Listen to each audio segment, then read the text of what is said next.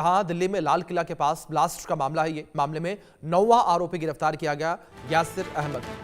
NIA ने 9वें आरोपी यासिर को गिरफ्तार किया है और आरोपी यासिर की पटियाला हाउस कोर्ट में पेशी भी हुई है। यासिर को 26 दिसंबर तक एनआईए कस्टडी में भेजा गया है। 10 नवंबर को लाल किले के पास ब्लास्ट हुआ था। बड़ी खबर जो फिलहाल निकलकर सामने आ रही है, 10 नवंबर को लाल किले के पास जो है ब्लास्ट हुआ था। ये बड़ी खबर जो फिलहाल निकलकर सामने आ रही है। दिल्ली ब्लास्ट का 9वां आरोपी अरेस्ट किया गया है, तो एक और गिरफ्तारी हुई है इस बीच। ये बड़ी खबर जो फिलहाल निकलकर सामने आ रही है, मामले में 9वां आरोपी यासिर अहमद गिरफ्तार किया गया। ये बड़ी खबर जो फिलहाल निकलकर सामने आ रही है, ये 9वां आरोपी जो है वो गिरफ्तार किया गया है। एक और गिरफ्तारी जो है वो हुई है। ये बड़ी खबर जो फिलहाल निकलकर सामने आ रही है। यासिर को 26 दिसंबर तक एनआईए की कस्टडी में भेजा गया है। ये बड़ी खबर है जो फिलहाल निकलकर सामने आ रही है। हमारे सहयोगी जावेद हुसैन जुड़ गए हैं, रुक करेंगे इन्फॉर्मेशन के लिए उनका। जावेद, क्या जानकारी फिलहाल आपके पास ये एक और गिरफ्तारी दिल्ली ब्लास्ट को लेकर?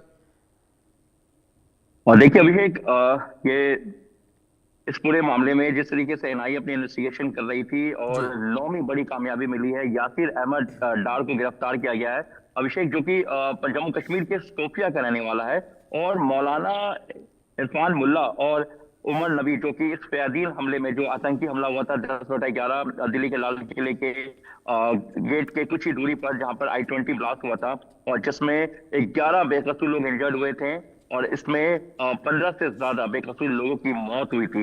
इस पूरे मामले में जो एनआईए की टीम है वो इन्वेस्टिगेशन कर रही थी, और जम्मू कश्मीर, हरियाणा, उत्तर प्रदेश और आपको बात करें कुछ और राज्यों की, वेस्ट बंगाल की, तो इन जगह पर इनकी पूरी तरीके से जो है एनआईए की रेड चल रही थी और इसमें अब तक 8 गिरफ्तार हो चुके थे, लेकिन 9वीं गिरफ्तारी यासिर अहमद डार के तौर पर हुई है, जो कि इनका कनेक्शन इनसे करीबी बताया गया है। और जिस तरीके से उमर नबी जो इसमें मारा गया था, इस फयादीन हमले में, जो आतंकी हमला हुआ था terror white collar terror module में, उसमें जो है इसका कनेक्शन जो है यासीर अहमद डार से है। और एनआईए के सोर्सेज का कहना है कि बहुत लंबे समय से, यानी कि इस ब्लास्ट के बाद से जो एनआईए इस पूरे मामले की जांच कर रही थी, उसमें इनसे लगातार ये एनआईए के रडार पर था। एनआईए लगातार इस पर नजर बनाई हुई थी और कई और सस्पेक्ट को उठाया गया था, डिटेन किया गया था, और इसमें कई सर्च ऑपरेशन की गई थी। कई लोकेशन पे एक साथ रेड कंडक्ट किया गया था, जिसमें जम्मू कश्मीर के अलावा उत्तर प्रदेश, वेस्ट बंगाल, साउथ के भी कुछ स्टेट शामिल हैं, जहां पर इस मामले को लेकर एनआईए ने ताबड़तोड़ एक्शन किया था। यासिर अहमद डार जो है, इसका पूरा कनेक्शन है। इसे आज दिल्ली के पटियाला कोर्ट में पेश किया गया, जहां से इसे 26 दिसंबर तक एनआईए की कस्टडी में भेजा गया है।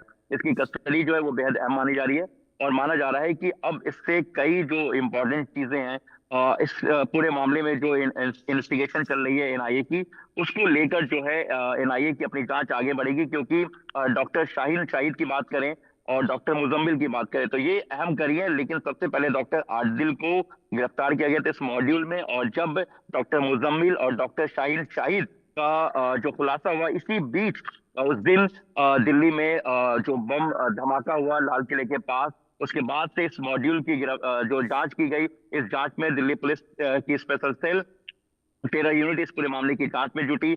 उससे पहले जो इस पूरे मॉड्यूल को लेकर आपको बता दें कि हरियाणा पुलिस और जम्मू कश्मीर की पुलिस, जो स्पेशल पुलिस, वो यहाँ पर जगह जगह रेड कर रही थी, जिसमें उत्तर प्रदेश के कानपुर के पास डॉक्टर आदिल को गिरफ्तार किया गया, फिर डॉक्टर मुजम्मिल, डॉक्टर शाहीन, और इसी बीच डॉक्टर उमर नबी की भी तलाश की जा रही थी। तो ये जो एक पूरे जो इन्वेस्टिगेशन चल रही थी, जो पूरा एक मॉड्यूल था, इसको पूरी तरीके से एनआईए क्रैकडाउन पे लगी हुई थी, और लगातार व्हाइट कॉलर मॉड्यूल के अलावा इस टेरर ब्लास्ट में भी देखा गया था कि पहलगाम अटैक की तरह लोकल, यानी कि ओवरग्राउंड वर्कर को इस्तेमाल किया गया था, जिसमें मेवात धौज के इलाकों से कई 1-2 लोगों को भी इसमें गिरफ्तार किया गया, और अब जो है एनआईए इस पूरे मामले में जो है कस्टडी लेकर जांच करेगी। बिल्कुल जावेद, पूरे मामले को लेकर जिस तरीके से लगातार जांच पड़ताल की जा रही है। जावेद, दूसरी ओर अगर इस पूरी ट्रेल को लेकर बात करें, किस तरीके से अभी भी ये पूरी जांच जारी है? क्योंकि लगातार इस पूरी घटना को पाकिस्तान से भी जोड़कर देखा गया और ये भी कहा गया कि जो ये पूरा डॉक्टर्स का ये व्हाइट कॉलर टेरर मॉड्यूल देखने को मिला, ये देश के अलग अलग कोने तक फैला हुआ है।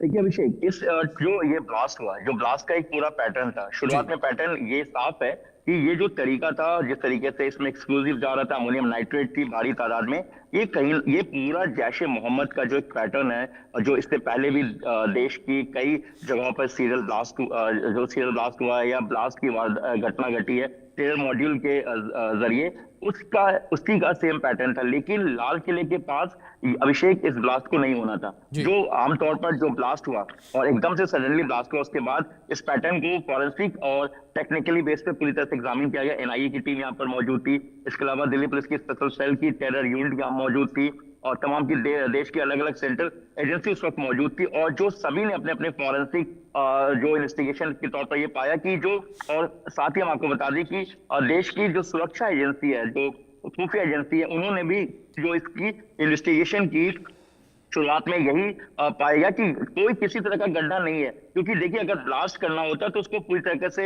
डेटोनेटर के साथ, टाइमिंग के साथ पूरी तरीके से इसको सेट किया जाता, लेकिन यहाँ पर ऐसा कुछ नहीं था। इस अमोनियम नाइट्रेट से बड़ा हुआ एक्सप्लोजिव जो गाड़ी था I-20, इसको कहीं और प्लांट करना था, क्योंकि देखिए अभिषेक, अगर आपको याद होगा, इस मॉड्यूल से करीब 15-20 दिन पहले दिल्ली पुलिस की स्पेशल सेल ने 2 अदनान को दिल्ली और मध्य प्रदेश से जी बिल्कुल जावेद, जाहिर तौर पर बड़ी गिरफ्तारी वो हुई थी और उसी के तहत इस पूरे व्हाइट कॉलर टेरर मॉड्यूल तक पुलिस टीम पहुंची है। फिलहाल बहुत शुक्रिया जुड़ने के लिए और जानकारियों के लिए। वक्त छोटे से ब्रेक का है, बने रहें इंडिया न्यूज के साथ।